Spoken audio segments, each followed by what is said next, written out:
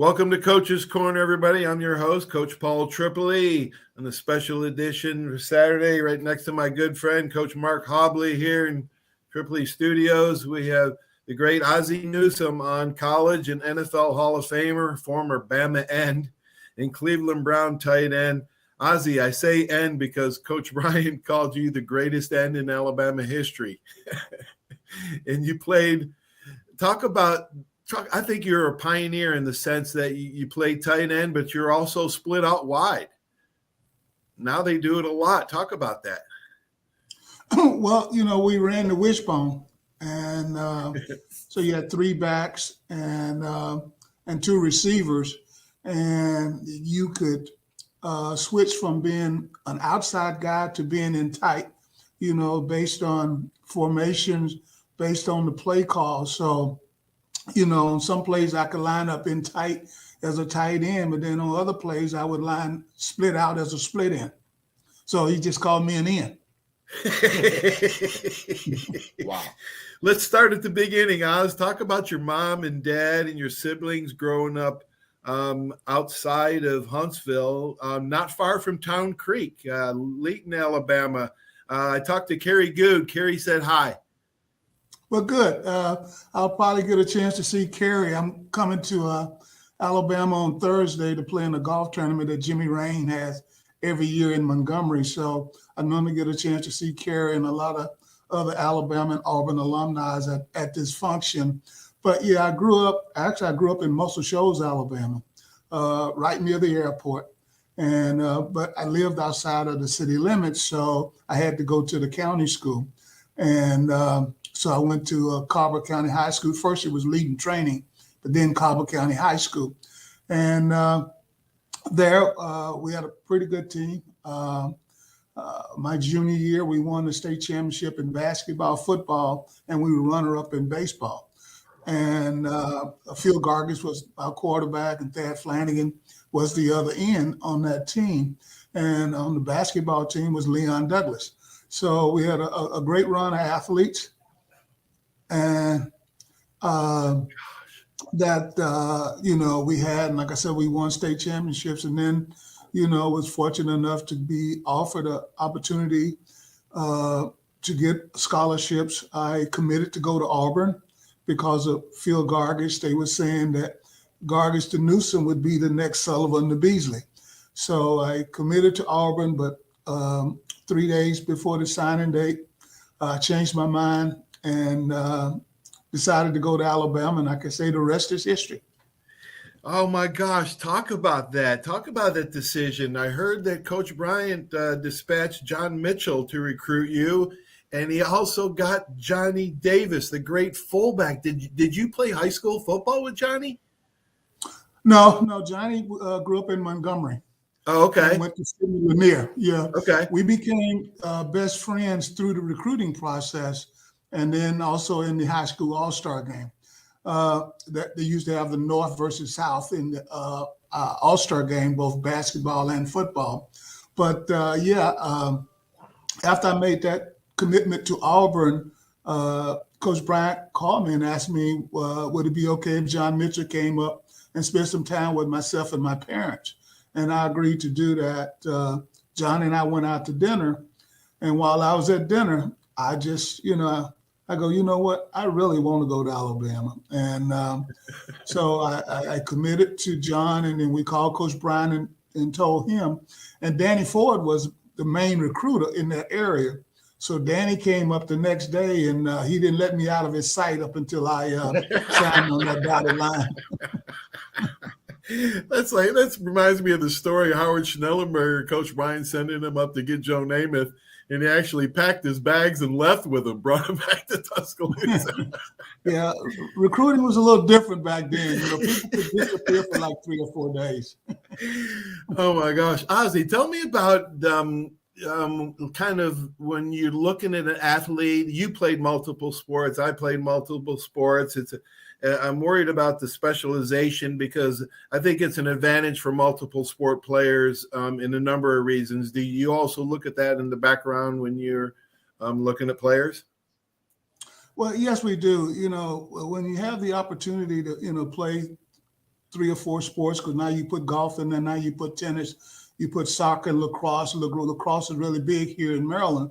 All you're doing is developing your athletic skills, your hand-eye coordination, your ability to focus. All of those things are getting developed year round. And when you just become a singular sport player, then at some point you're not developing other aspects of your body that you will need as you continue to go through your career.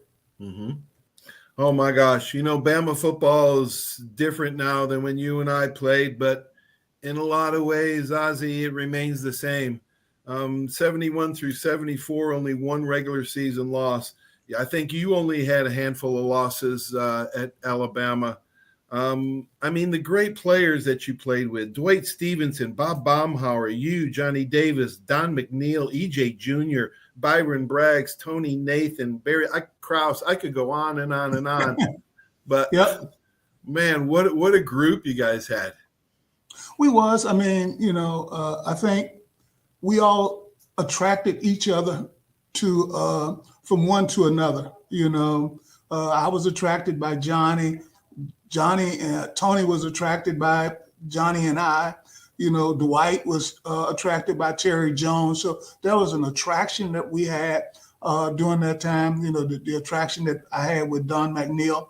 So we all attracted, but we all came from basically similar backgrounds where we had a mother and father in the house. A lot of us had been to integrated schools, so we had learned how to adapt to other environments, to being around other people other than our own color. So I think that all, contributed to us. And like I said, it made it very easy. It wasn't a lot of us African-Americans at Alabama during that time.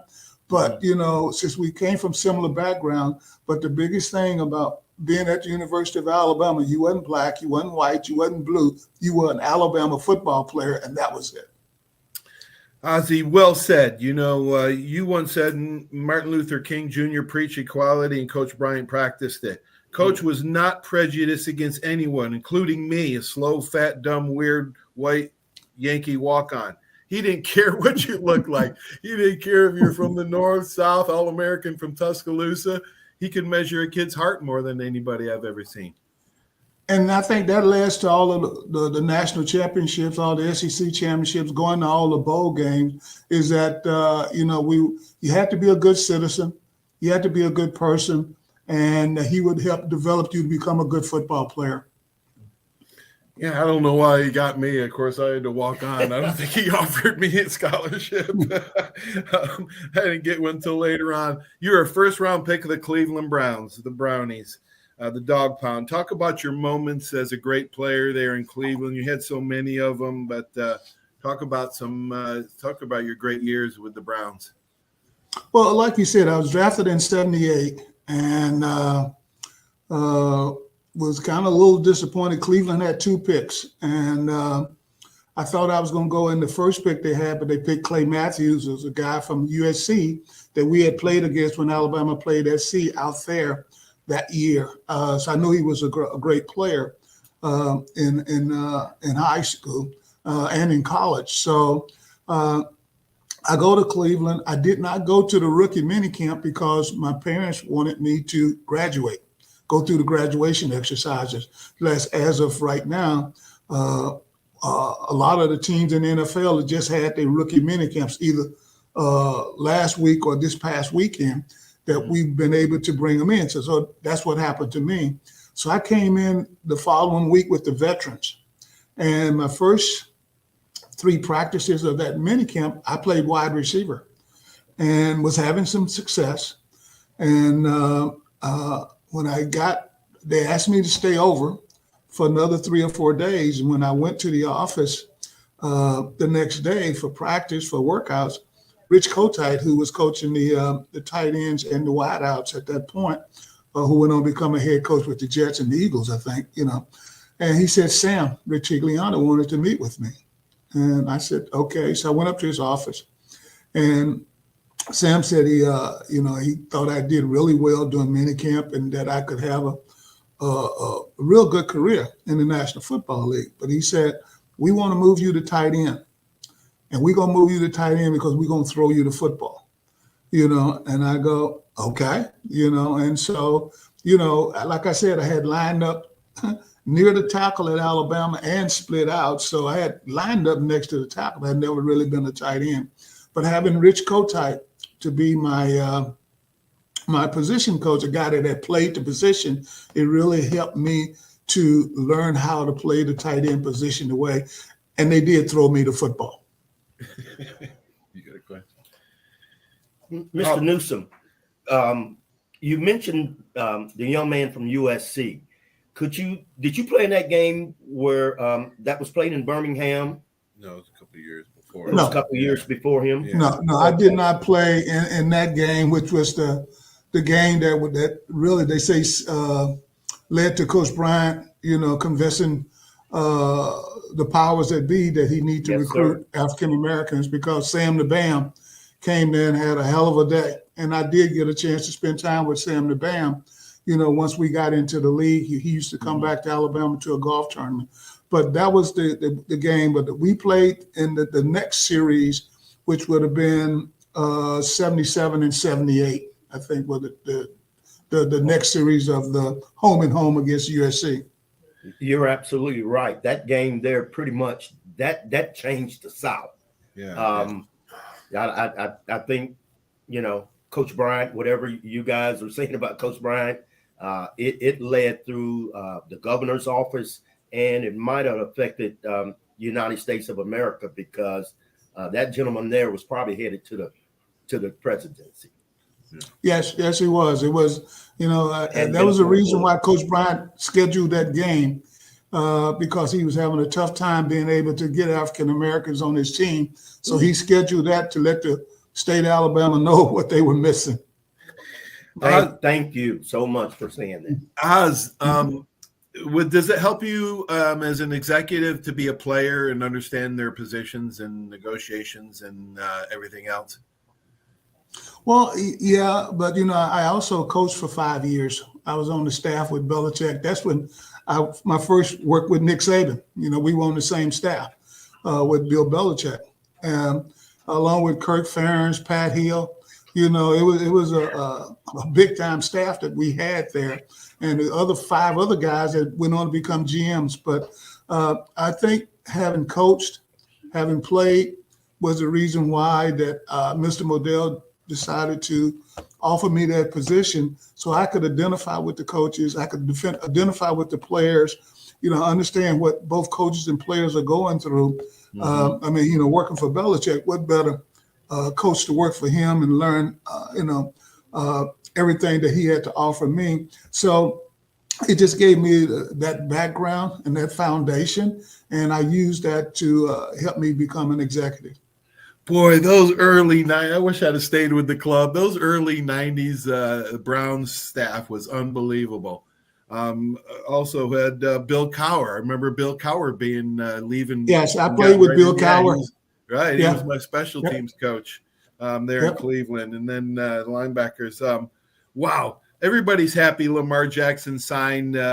He seems to be down-to-earth, hardworking guy. To let everybody know what kind of guy Lamar is. Well, he's turning that corner to becoming a great quarterback. And that's the number one thing. But he's been a great person his majority of his life, his whole life. His father died at a very early age, I think around 8 or 9 years old. And he was raised by his mom. He's very close to his mom. They have a great relationship.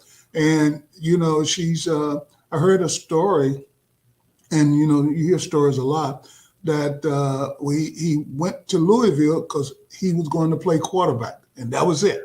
A lot of other schools were recruiting him, going to move him to running back, defensive back, or receiver, but he went to Louisville, and she found out that he was catching punts. And so she drove to Louisville and said, he's not catching punts, he's a quarterback. So yeah, but like I said, he's a phenomenal talent, a great guy in the locker room. And, having signed him now for another 5 years, when I saw him at the press conference, I told him, we went to black. You still there? Yep, still good. Okay. We're still good. Okay. I still see you and hear you. You do? Yep. Okay, good. Yeah, when I saw him at the press conference, I told him, I said, I got 2 Super Bowl rings and I need another one. And he told me, Mr. Ozzie. He said, Mr. Ozzie, I need my first one and let's go get it together. I said, well, okay, that's what I want to hear. But yeah, I mean, he's a fan. That 3 years ago, when he won the MVP, it was no doubt when he stepped on the field, he was the best player on the field. And a lot of times when we play, and there's a lot of great players in the National Football League, but a lot of the times when we step on the field, Lamar is the best player on that field. Yes, he is. Gosh, you played with some great players. Of course, Johnny Davis, John Mitchell, Wilbur Jackson, they all had influences on you. But who was your mentor as a player or an NFL team executive? Who did you look up to and learn from? Well, when I first went to Cleveland in '78, they signed Calvin Hill.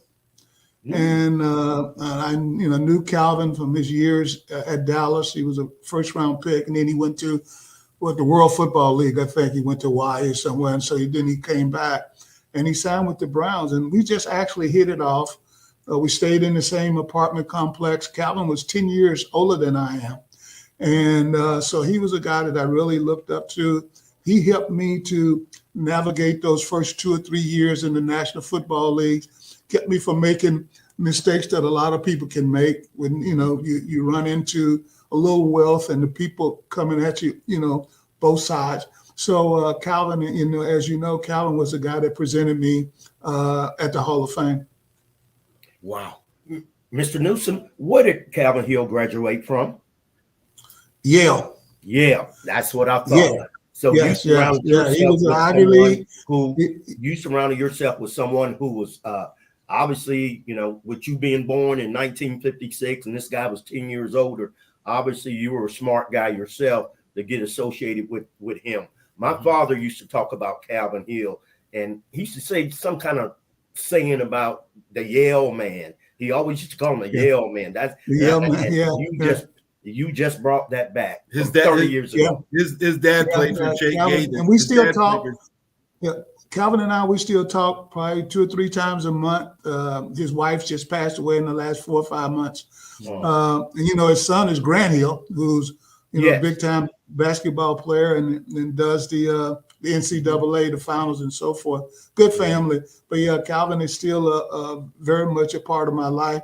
He don't love golf as much as I do. So if he did, we probably would spend more time together. Wow. Oh my gosh, we got to play golf together, Oz. Marlon Humphrey's a great player. His dad, Bobby, was pretty darn good himself. He comes on my show, and recruiting, evaluating, drafting, it's all difficult. Maybe more science than art, but what characteristic do you find in players that are intrinsic or instinctive that you put value on? Number one, is he a football player? We don't want track stars. We don't want weightlifters. We want football players. We want guys that are good athletes that can change direction, that got a burst, but also just have a passion and a love for the game. They just don't do it for Sundays. They do it, 7 days out of the week, 365 days out of the year. And that's the way Marlon is. When I spoke with Nick Saban about it, and Nick coaches the corners at Alabama. Right. And, it's not easy having the head coach, his specialty being your position.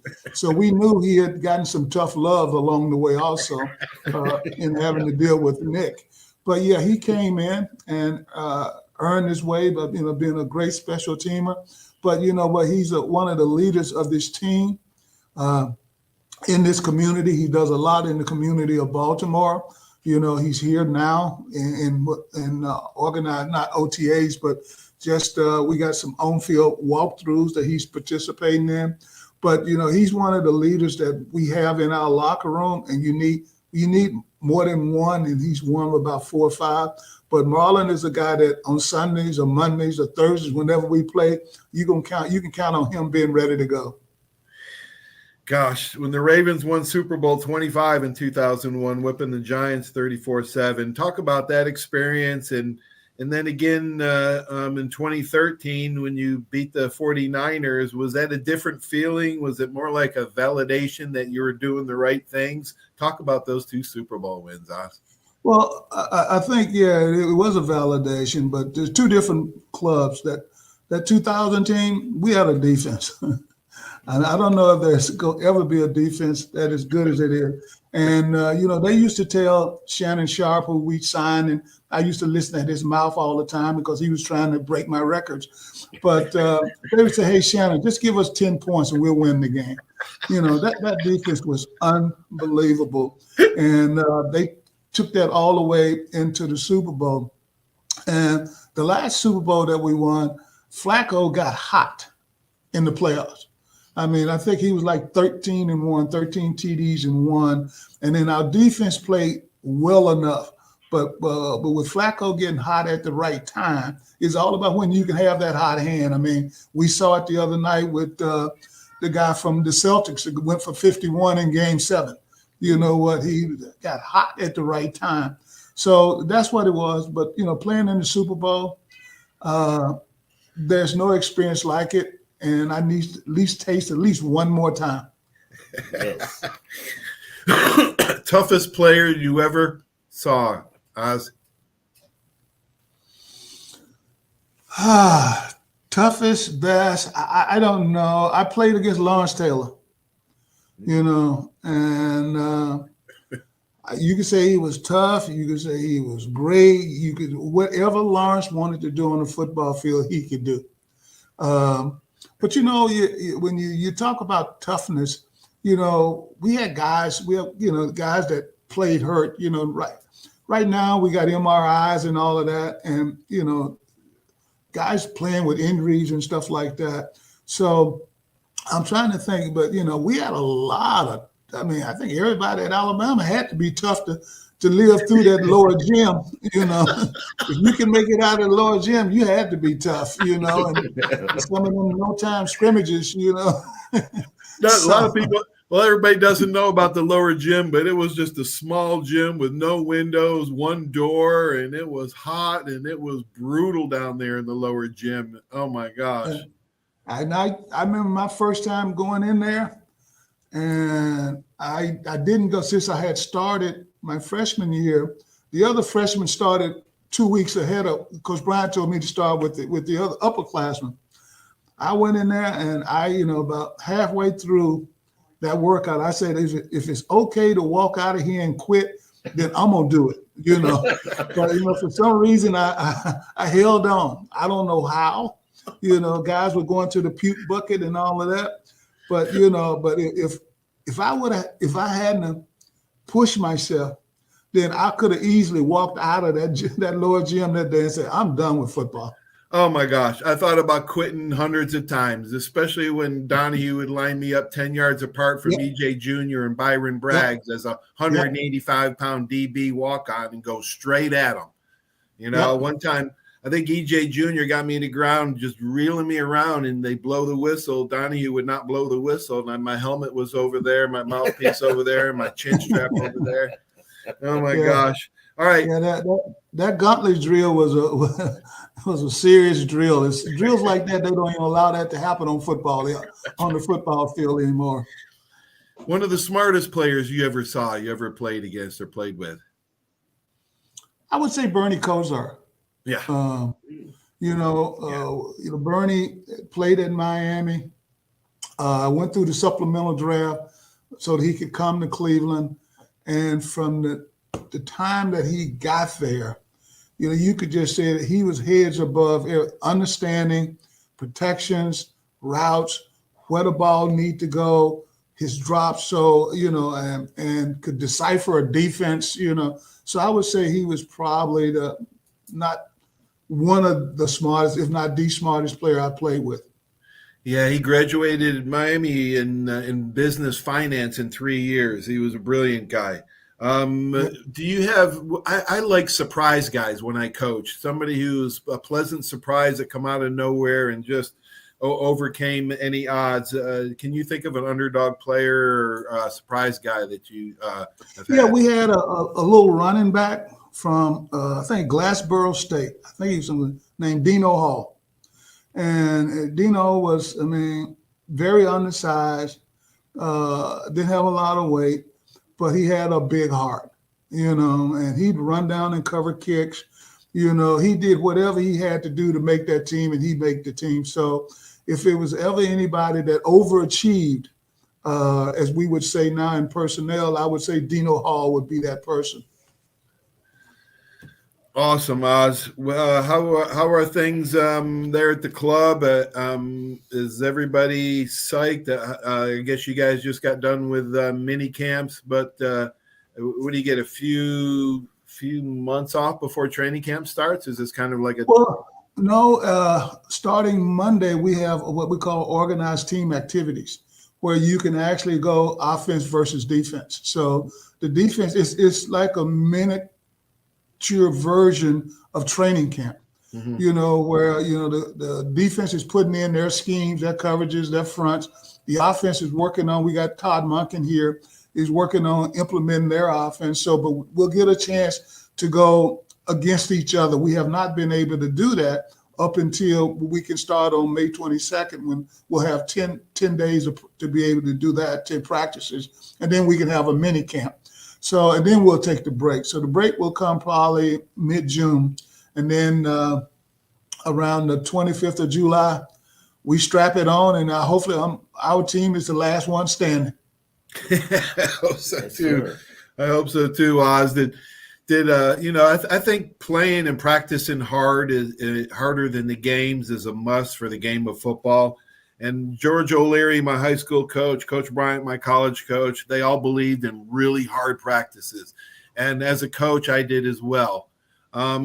Did playing against Hanford Dixon and Frank Minifield in Cleveland, did that help you in the league when those guys were? I remember. I was just in the training camp, but man, you guys would go back and forth, and I was trying to make the team, so I was hitting everything and everybody except you. They wouldn't let me hit Ozzie. No, but Hanford's probably my best friend now. I'm gonna see him this weekend in Birmingham at the golf tournament, and hopefully beat him on the golf course. But they started the dog pound and they were yapping and all of that, But me, I didn't let that bother me. I was just there to practice and play, But you know what, they did, and you know what? That's how they used to motivate themselves and to make them into the players that they were. Yep. And like I said, he's the godfather of my kids, and I'm the godfather of his kids. And I'll see him this weekend, and hopefully I beat him on the golf course. Because if not, I got to listen at that mouth. Yeah. The dogs were starting up. He probably doesn't remember me, but they did call me the White German Shepherd for that one training camp. So I guess I was part of the dog pound for like a cup of coffee. Anyway, Oz, hey, it was great to see you. It's great to talk to you. Thank you for taking the time to spend with us. We look forward to having you at the Alabama Bama Club June 29th.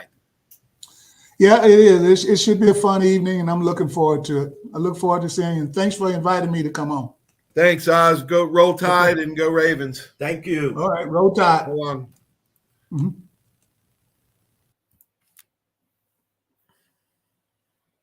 Wow, that was awesome with the great Wizard of Oz, Ozzie Newsome. Was that a beautiful story? That guy's amazing. He's a great integrity guy. He's still plugging away, but we're rooting for the Ravens always because of Ozzie. We want to thank him, and I can't wait to see him June 29th for the Bama Club. On behalf of me, Coach Tripp, and Coach Hobbs, have a great sports weekend, everybody. Stay tuned for these messages from our great sponsors, who this would not be possible without them.